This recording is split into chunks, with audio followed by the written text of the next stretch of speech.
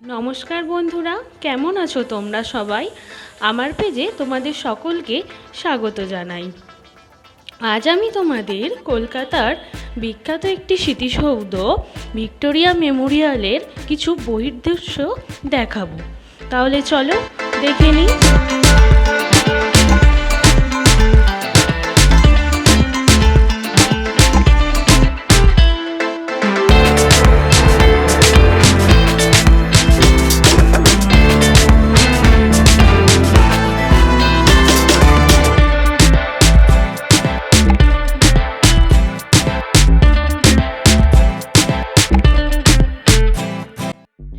এই স্মৃতিসৌধটি পুরোটাই শ্বেত পাথরের তৈরি এবং মহারানী ভিক্টোরিয়ার নামাঙ্কিত।